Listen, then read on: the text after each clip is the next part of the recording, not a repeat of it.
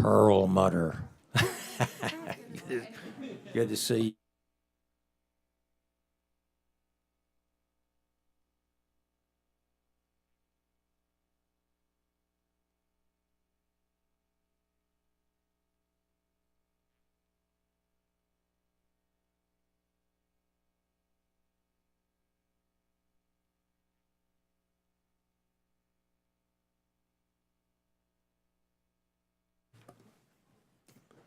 The Committee on Science, Space, and Technology will now come to order.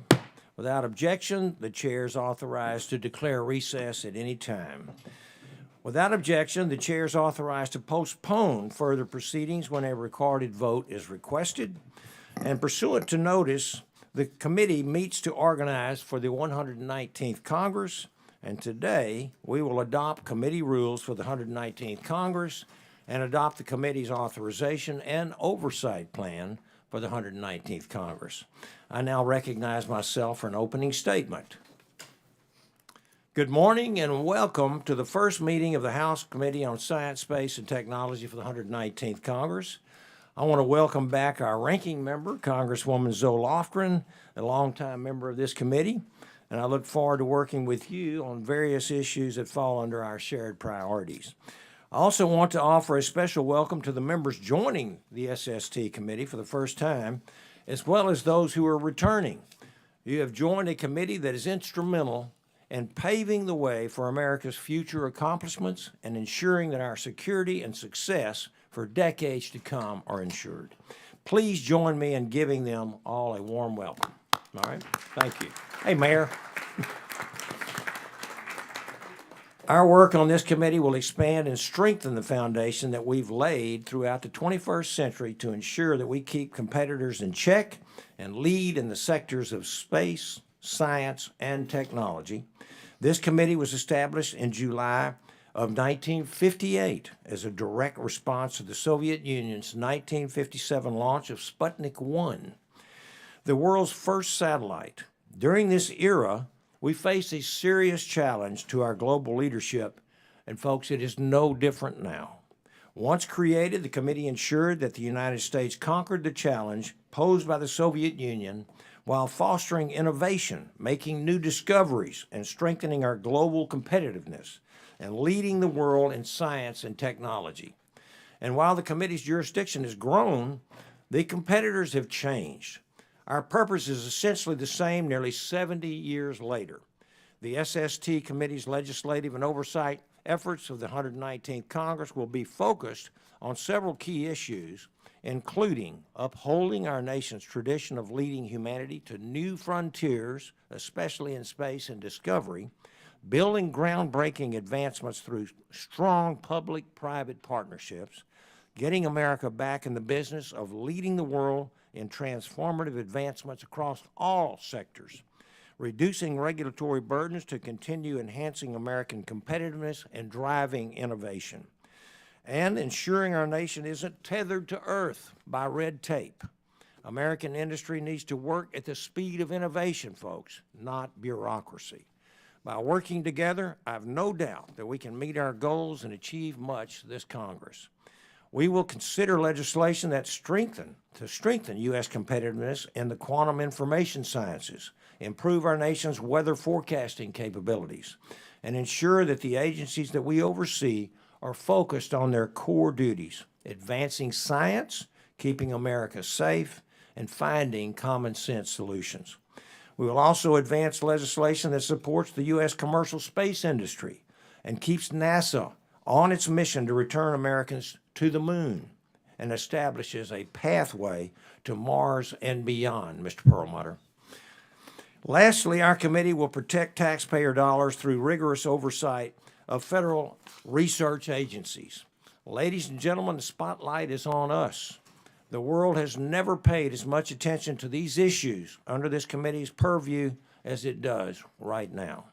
And so by utilizing each committee member's expertise, background, and unique district interests, I am confident that we can do great things for the American people and ensure that our nation's best days remain ahead. And I'd like to now recognize the gentlewoman from California, Ms. Lofgren, for 5 minutes for her opening statement. Well, thank you, Mr. Chairman. I think this is an exciting moment as we begin this committee's work for the 119th Congress. What we have achieved on this committee over the years is really nothing short of amazing. We've guided the technological advancement of our country and maintained our position as the global leader. And the reason we're able to be so productive should be a surprise to no one. We found common ground and collaborated. It was as simple as that, but that simplicity belies a lot of hard work. So I would encourage my colleagues to reach out across the aisle so that we can make our country safer, smarter, and more environmentally sound together. I expect this history of bipartisanship will be a feature of this Congress as well, so I'm eager to get started. I'll say that the majority circulated the committee rules and the oversight plan for the 119th Congress ahead of time, and my caucus approved them last night. So I believe it's safe to say that we will all approve of them now. And with that said, Mr. Chairman, I will yield back. I think the collaboration on our rules and oversight is an indication of our interest in working on a bipartisan basis with you to advance our country's interests. I yield back. Yes, ma'am. Thank you so very much. And now our first item of business is the adoption of the committee rules. The clerk will designate the rules, please, ma'am. Rules of the Committee on Science, Space, and Technology for the 119th Congress. Without objection, the committee rules will be considered as read and open for amendment at any point. Copies of the rules are in your folders and were distributed to all officers on Friday, January the 31st. The committee rules package that we're considering makes very, very minimal changes to the rules that we operated under in the 118th Congress. We've made updates to conform to the House rules for the 119th Congress, including adding a specific provision for electronic voting. I think it was time that the Committee on SST and Technology started electronic voting. We've been doing that in transportation for a long time already. We worked with a minority to update these rules to ensure bipartisan agreement, and I asked my colleagues to please support this passage. I now recognize the ranking member for 5 minutes for any remarks that she'd like to make. Mr. Chairman, I just appreciate the courtesy that you have given to the Democratic members in working with us. I support the rules, and I believe all of our members do. I yield back. Yes, ma'am. Thank you. Does any member wish to offer an amendment? Hearing none, I move that the Committee on Science, Space, and Technology adopt the rules of the committee as proposed. All those in favor signify by saying aye. Aye. All those opposed, no. Okay, in the opinion of the chair, the ayes have it, and the committee rules are adopted. The next item for consideration is the proposed committee authorization and oversight plan for the 119th Congress. The clerk will designate the plan. Authorization and Oversight Plan on Science, Space, and Technology. Without objection, the committee oversight and authorization plan will be considered as read and open for amendment at any point. Copies of the plan are in your folders and were distributed to all officers on Friday, January the 31st. Pursuant to Clause 2D1 of Rule 10 of the House Rules for the 119th Congress, each committee must consider and pass an authorization and oversight plan by March the 1st. The plan covers the committee's goals for authorizing agencies and programs under our jurisdiction that have lapsed or will be lapsing over the next 2 years. This includes the National Oceanic and Atmospheric Administration, the Weather Act programs, the National Quantum Initiative Act, and NASA. The document also outlines this committee's plans for vigorous oversight of the agencies under our jurisdiction. Together, we will ensure that our research agencies are good stewards of the taxpayers' dollars and America's R&D enterprise is safe and secure from foreign theft or influence. We have a lot to accomplish over the next 2 years to ensure America's continued leadership in science and technology, and I believe that this plan does support those goals.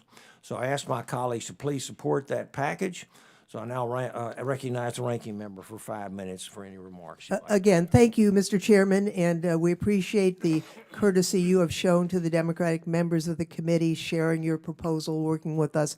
We think this is a good plan and support it, and I yield back. Does any member wish to offer an amendment? Hearing none, I move that the Committee on Science, Space, and Technology adopt the Oversight and Authorization Plan as proposed. All those in favor signify by saying aye. Aye. Those opposed say no. Hearing and the opinion of the chair, the ayes do have it, and the Oversight Plan is approved. I ask unanimous consent that the committee staff be authorized to make technical and conforming changes to the rules and oversight plan adopted by the committee for the duration of the 119th Congress. So without objection, so ordered. Let's see if I can turn this page.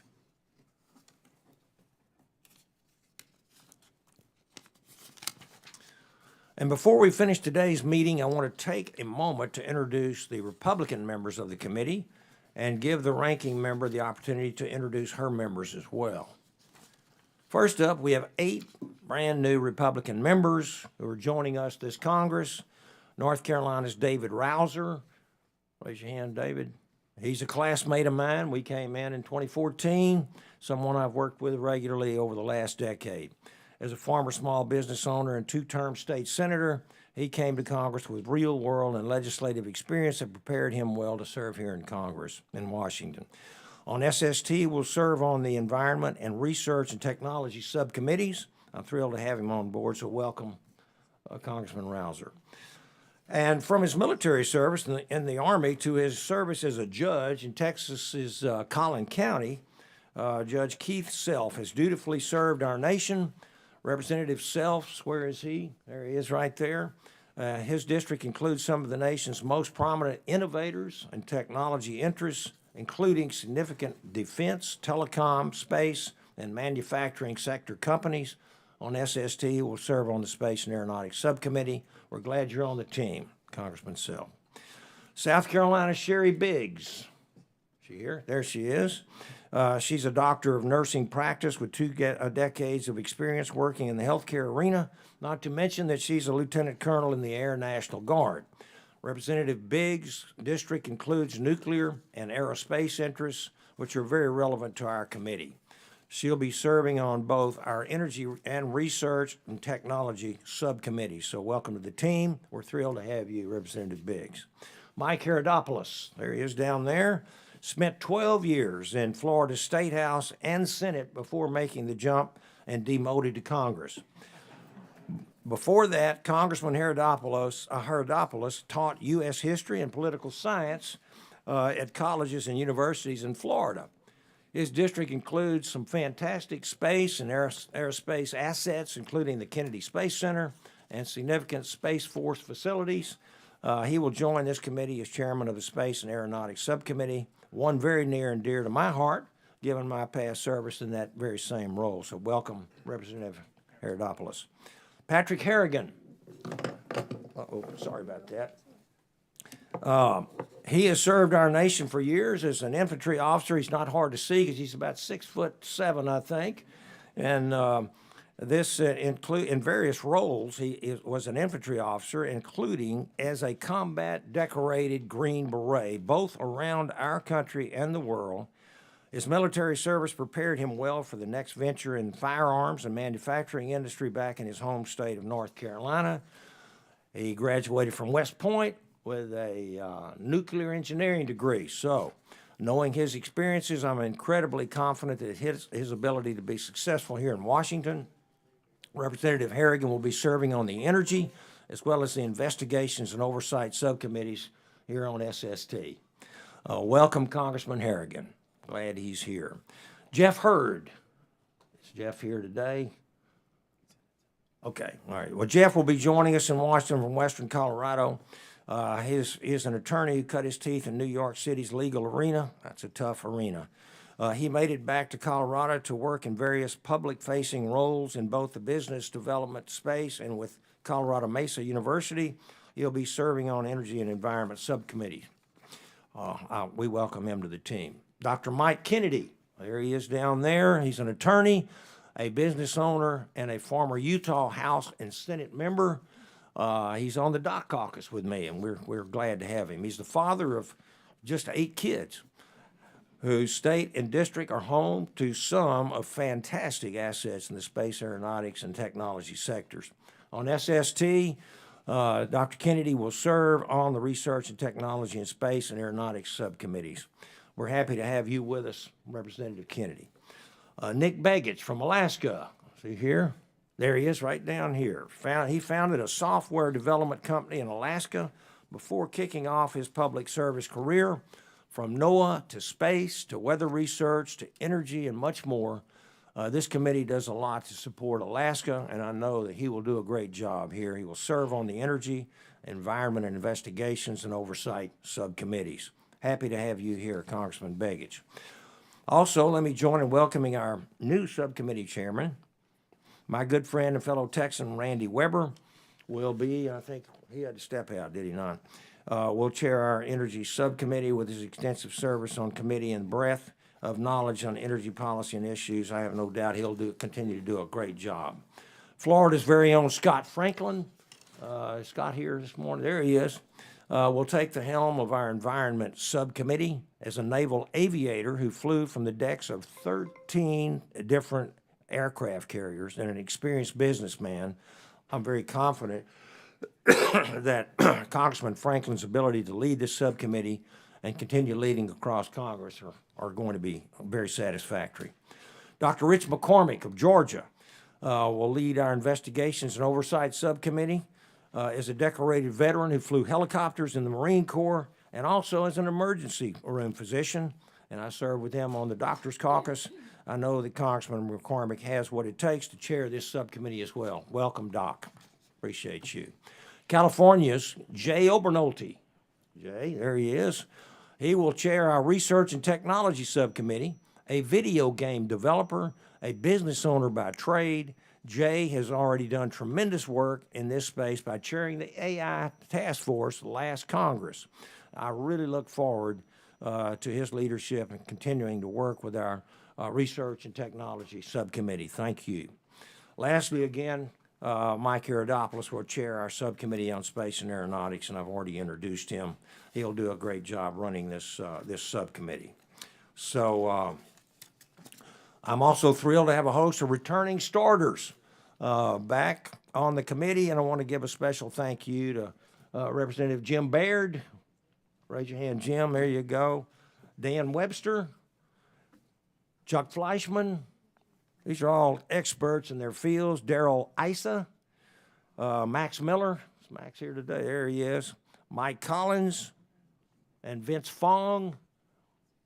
All of these gentlemen have great expertise. Many of them have much aerospace and science and technology interests in their districts, and we welcome every one of you folks back. I really appreciate you very much. So I'd like to recognize the ranking member to introduce our new members. Well, thank you very much, Mr. Chairman. I am happy to introduce our new members.